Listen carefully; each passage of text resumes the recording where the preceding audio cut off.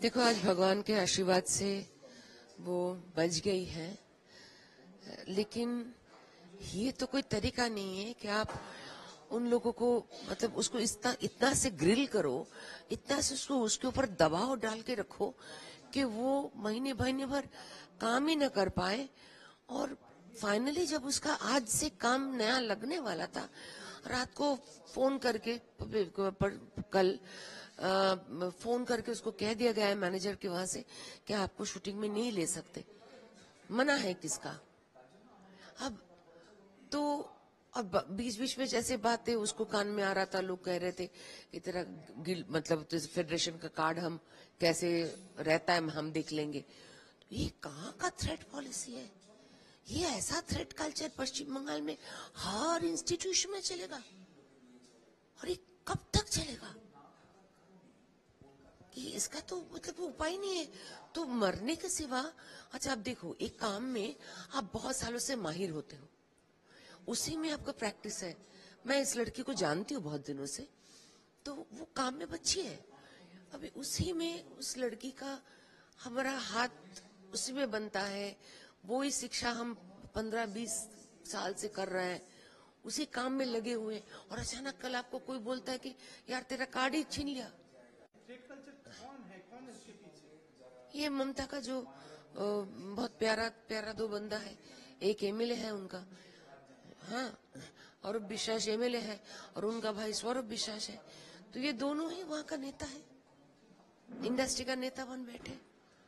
उनको लगता है कि फुल इंडस्ट्री के ऊपर अब कंट्रोल रख पाएंगे, तो ये लोग हमारे लिए बोलेंगे, हमारे लिए मैदान में कुछ आंदोलन करना होगा, कोई नागरिक मतलब कोई एक बीजेपी के खिलाफ कुछ बोलना होगा, तो ये लोग रास्ते में उतर आएंगे।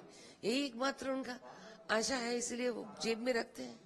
लेकिन स्वरूप विश्वास तो इंडस्ट्री का ऐसा कुछ एक्सपीरियंस की अगर बात करें, आखिर फेडरेशन के ऊपर आप लोग का आर्टिस्ट फॉर्म भी है, क्या आप लोग इसके खिलाफ कोई आवाज नहीं उठाते?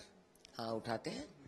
कुछ दिन पहले उठाया है, एक डायरेक्टर के साथ ऐसा हुआ था, तो सभी लोगों ने, डायरेक्टर्स गिल्ड और आर्टिस्ट सारे लोग मिलकर इस पे ऊपर काम किए थे, और फाइनली उसको काम में जाने देना हुआ। तो कोई कंप्लीट सोल्यूशन ममता बनर्जी कर नहीं सकती, और उनके लोग भी जो है जिनको बिठा के रखे वो लोग कर नहीं सकते। बिकॉज देखो, एक बात मैं आपको बता देती हूँ, कुछ डिसीजन अगर आप नए जो न्याय है उसके लिए अगर कोई डिसीजन लेना चाहते हो, तो न्याय वाले डिसीजन आपको कुछ ना कुछ लोगों को दुखी करेगा। सबको तो खुश नहीं कर सकते। न्याय ऐसा चीज है, वो सबके लिए नहीं है, तो सब खुश नहीं होगा। तो वो सबको खुश रखने के चक्कर में हर चीज गोल गोल करके खराब ही करके रखती है, और उनके लिए से पॉलिटिक्स है। पश्चिम बंगाल का जनसाधारण, पश्चिम बंगाल का लोगों का भलाई, ये उनके मन में है ही नहीं। नहीं तो कोई ऐसे जिसका आपने सस्पेंड किया अपने काम के रूल दिखाकर, उसके बाद आप सस्पेंशन उठ जाना था 3 महीने, उसके बाद भी आप उसको काम नहीं करने दोगे, ये कैसे हो सकता है? मिला है 11 लोगों का नाम भी है उसमें, लेकिन एफआईआर कल रात की घटना, आज 5 बजे के बाद एफआईआर हुई है, क्या कहना है? वही एक ही चीज है जो आरजी कर में आपने देखा। घटना घट गई सुबह और एफआईआर हुआ रात को, बीच में एक जीडी बना दिया। वही तो पूरे राज्य में ऐसा ही तो चल रहा है। घटना घट गई कल रात को, वो सुबह से थाने में लगी हुई है, सुबह से सारे बंदोबस्त कर रही है। शाम को इस थाने से वो थाना, ये थाने से हरिदीपुर थाना से चला गया, रीजेंट पार्क थाना, वहां से जाके उसको फाइनली गया। अभी भी एफआईआर कॉपी भी नहीं दे रहा, और वो भी ऐसे नहीं किया। एक सीनियर पुलिस ऑफिसर को डीसी को वहां पे बुलाना पड़ा, डीसी आके उसके बाद एफआईआर कराया। नया जो न्याय कानून है उसके तहत अगर देखा जाए तो तुरंत एफआईआर होना चाहिए, लेकिन न्याय के साथ क्या ये लोग अपने आप को ऊपर समझते हैं? जो कानून व्यवस्था, वो कानून व्यवस्था के परवाह ही नहीं करते। अगर कानून व्यवस्था का परवाह करते तो आपको लगता है कि आरजी कर में ऐसा घटना घटती? और ऐसे जो पश्चिम बंगाल में 30 के मोरलेस 30,000 महिला निर्यातन होता है, वो होता हो सकता था अगर कानून बोल के कुछ एक चीज पश्चिम बंगाल में ठीक से लागू होता, कर सकता। सभी लोग अपने नौकरी बचाना, अपनी जिंदगी बचाना, अपने घर बचाने के चक्कर में किसका कौन से दबाव पे खड़े हैं, ये समझ में नहीं आता। क्या क्या आप लोग का अगर आप देखा जाए जिस तरह से फिल्म इंडस्ट्री है, बंगाल फिल्म इंडस्ट्री कहीं ना कहीं क्या बैकड्रॉप की ओर है, क्या अभी कहना चाहेंगे इसकी और जो अभी चल रहा है कि ये पूरा पूरी क्या राजनीतिक पॉलिटिकल इंटरफेरेंस के अंडर में ये काम कर रही है? देखिए, यहाँ ऐसे ही इंडस्ट्री का हालत बहुत अच्छा नहीं रहा, बहुत सालों से ही नहीं रहा। हम जैसे बहुत लोग अपना जो भी कर्जा है, जो भी घर बार खरीदना है, वो सब करने के लिए बॉम्बे जाके ही काम करके पैसा लाते हैं। यहाँ हमेशा ही इंडस्ट्री उस तरह से उतना भारी अच्छा नहीं रहा। कुछ कुछ लोगों ने अच्छा कर लिया, ज्यादा लोग नहीं, मतलब 90% ही नहीं, बहुत कम लोगों ने कुछ अपने लिए कर पाया। अभी देखो पश्चिम बंगाल में आज के तारीख में भी कितने आर्टिस्ट को सिर्फ नाम और शोहरत और पैसों के खातिर बॉम्बे चला जाना पड़ता है। आज भी जो इंडस्ट्री का इतना बड़ा नाम था, उनको सिर्फ और सिर्फ सरकार के लोगों के ताबेदारी किए बगैर उनको प्रोजेक्ट नहीं मिलेगा। उनको ले ही नहीं सकता कोई। आर्टिस्ट के तौर पे आप किसी को नहीं ले ही नहीं सकते हो। मेरा एक सीरियल शुरू हुआ था, मुझे सिर्फ जानबूझ के मेरे रोल को इतना नेगेटिव करवा दिया ताकि मैं बाध्य हो जाऊं कि वो सीरियल मैं छोड़ दूं, क्योंकि मेरा मन नहीं कह रहा था कि मैं ऐसे इतने गंदगी का रोल करूं।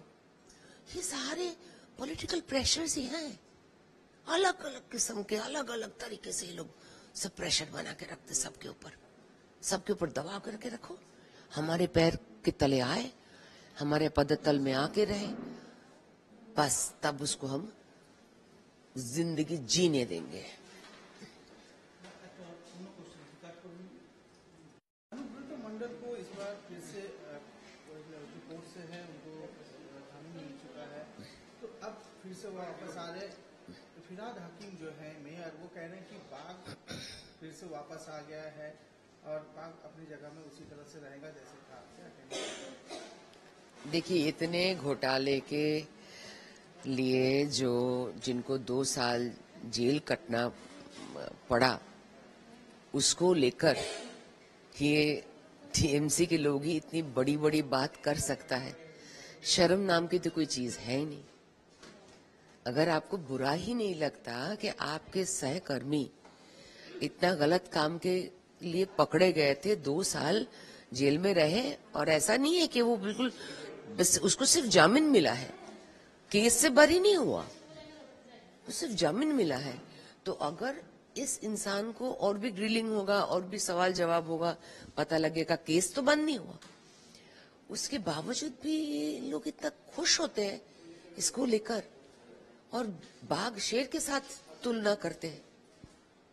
शेर के साथ अपने एक मतलब इतना खराब इंसान को शेर के साथ तुलना करते हो, तो आप खुद ही तो ऐसे ही ग्रुप के लोग हो, तभी ना उसको शेर बोल सकते हो, है ना। बस आपको जेल में जाना बाकी है कुछ, और आपका भी मंत्रालय का कोई ना कोई घोटाला निकलेगा, उसके बाद आप भी जाओगे। कहीं ना कहीं ये सारे लोग ऐसे ऐसे मंत्रालय में कुछ ना कुछ किए हैं। बालू गया, ये गया, वो गया, पार्थ गया, अनुभव तो गया था, अभी वापस आया जामीन लेकर। अभी सबको धीरे धीरे जामीन तो मिल ही जाता है, ऐसा तो नहीं कि जिंदगी भर के लिए जामीन में रख सकते हो, मतलब जेल में कस्टडी में रख सकते हो आप।